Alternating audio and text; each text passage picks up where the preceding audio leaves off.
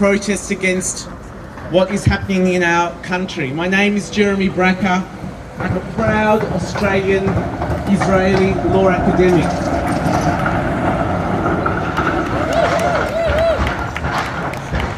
I worked at the Israeli Supreme Court, and let me tell you, this is a court that, contrary to many lies and misinformation, is a fundamentally conservative institution.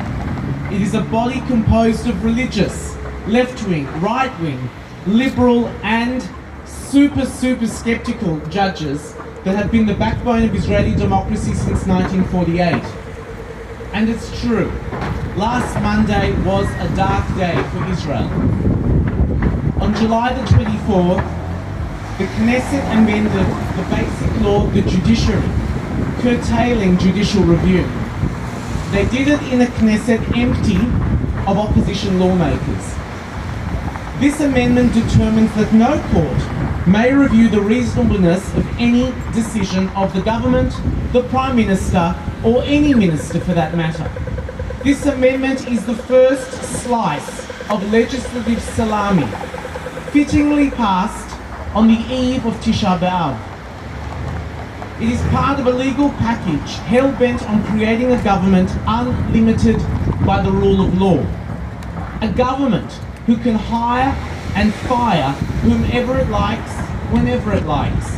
A government who is more interested in authoritarian rule and raw power than it is with the economy, US-Israel relations, and even national security. In effect, for one man, Benjamin Netanyahu's political survival and his trial, Israeli society, its cohesion, and our democracy is being thrown under an Egged bus. Boucha! Boucha!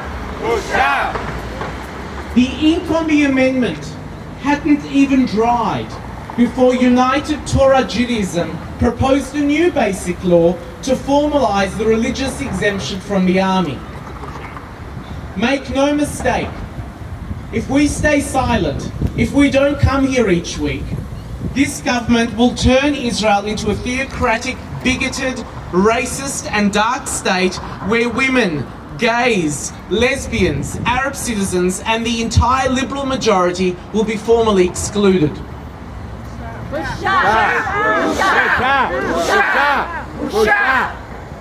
Indulge me for a moment, I am a constitutional law academic after all, and I want to take you on a leap of faith.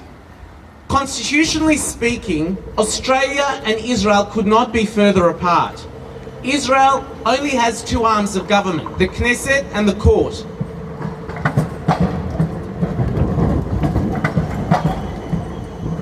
And a handful of basic laws. In Australia, we have an entrenched constitution, two levels of government, state and federal.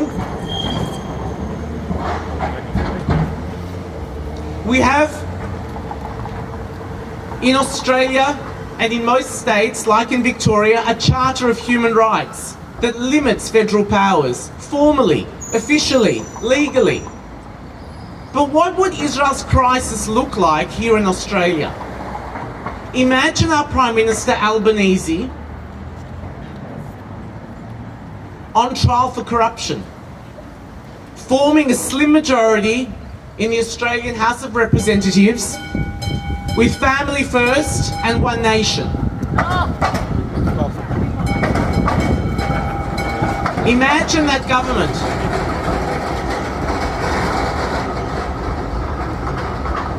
simply ignoring millions of Australian citizens taking to the streets for 30 weeks straight, ignoring the Governor-General, the US President and senior military and economic leaders to pass a law that deprives the High Court of Australia from reviewing any state decisions. Imagine a Minister of Parliament convicted, not once but twice, of corruption without any relevant educational qualifications returning to government. This is as unfathomable in Australia today as it was for Israel only a few months ago. But we must not allow ourselves to despair. Why? Because, as Naomi Chazan told us, time and time again, despair is not a strategy.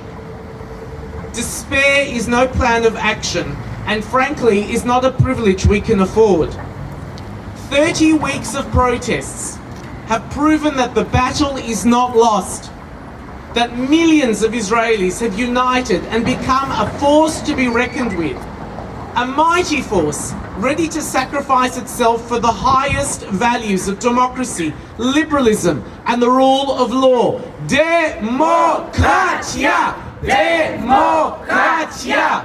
Democracia! The leaders of the opposition know this, and so did not agree to any compromise that amounted to horse trading in democratic values.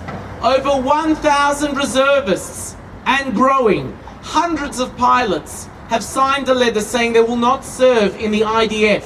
Senior defence officials, past, present, say that it's possible to build a people's army without accepting the basic principle that is this: it is a people's army. Last night, the protests gathered momentum, even when facing escalating incidents of unjustified police violence.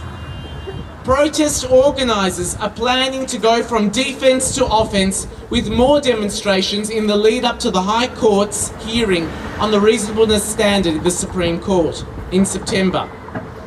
But listen, Netanyahu, just like every government and populist and autocratic leader around the world before him, has fatally misjudged civil society. In Gandhi's India, mass civil disobedience brought down the mighty English Empire in also about 30 weeks.